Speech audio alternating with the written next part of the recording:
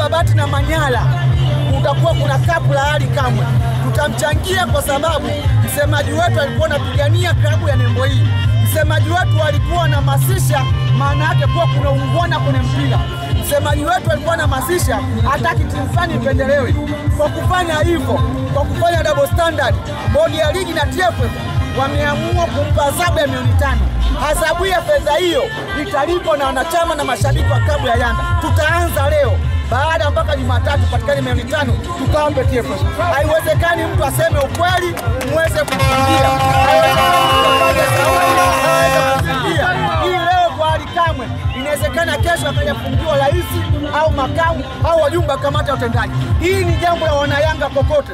Heiza kuna magrupu ya wanayanga, matawi ya wanayanga kokote.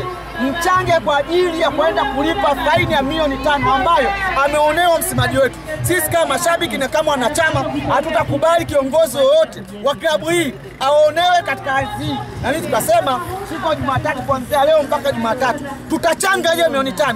Hii kuonesha waambia TFF haya dhuluma mnayofanya, hii aibu ambayo mnatutendea, Mungu aruhusu na mashabiki wa Yanga hataruhusu. Shukrani ndugu yangu.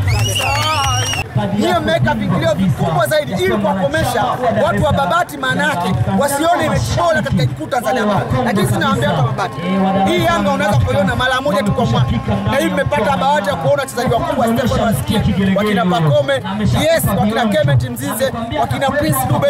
Wachezaji hao ambao unapata bahati mara moja kwa mwaka na tunaomba siku ya Jumatatu. Kuhusu wanachama wa Young Africans hapa mjini Babati, kauli ya mashabiki nguli hii hapa. Ya wananchi. Kadibibwa.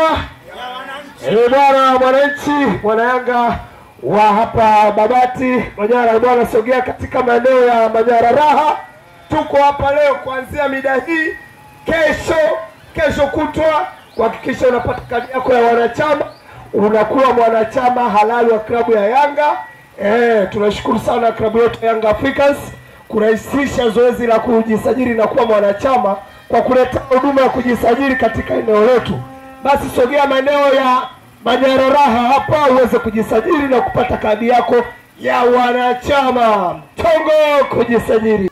Licha ya mashabiki wa Young Africans kuanza kuwasili mjini Babati mkoani Manyara kwa ajili ya mchezo wa 26 dhidi ya Fountain Gate kwenye dimba la Tanzanite kwa raha kwa mara ya kwanza tangu dunia ilipoumbwa, huku Fountain Gate ikicheza mchezo wa 27, shabiki nguli Mwalimu akatupa dongo kwa wenyeji kuhusu swala la viingilio.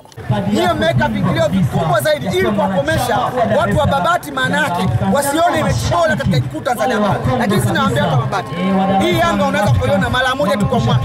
Na hii mmepata bahati ya kuona wachezaji wakubwa Stefan wasikia, wakina Pakome, yes, wakina Clement Mzize, wakina Prince Dube.